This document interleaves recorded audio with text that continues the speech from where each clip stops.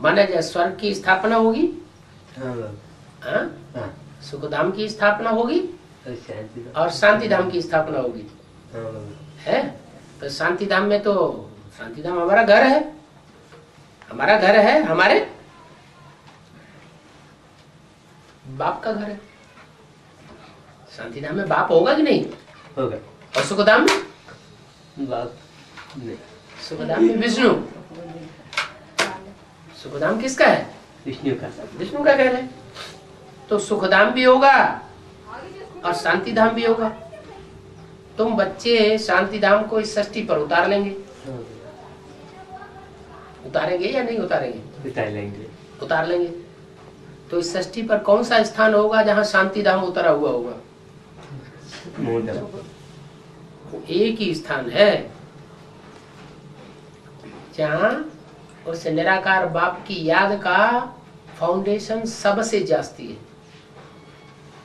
दूसरे धर्म की आत्माओं ने भी याद का वाइब्रेशन वहां बनाया है, लेकिन उनकी याद का वाइब्रेशन है निराकार की याद का, जो दूसरे धर्म में कन्वर्ट होती है।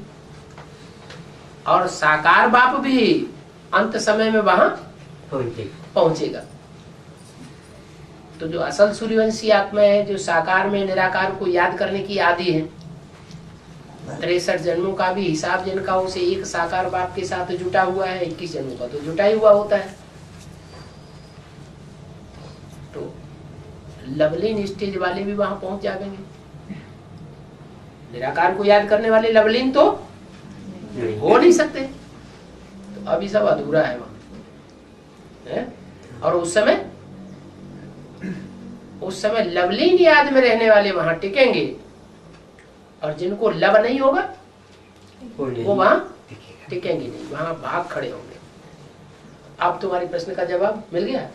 क्या मिला? क्या मिला? जो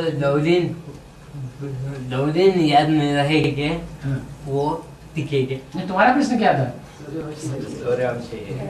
सूर्यवंशी बच्चे। तुम्हारा प्रश्न था कि दूसरे धर्म की आत्माएं माउंट आबू में रहेंगी या नहीं रहेंगी? दूसरे धर्म की आत्माएं वो ही रहेंगी जब तक उनको लव होगा बाप से। लव होगा तो वहां रहेंगी, लव नहीं होगा तो बाप खड़ी होंगी। क्योंकि दूसरे धर्म पिताएं वो तो परमधाम में, जो साकारी परमधाम होगा वहां ज्यादा समय नहीं टिकेंगे, क्योंकि वो साकार को मानने वाले नहीं।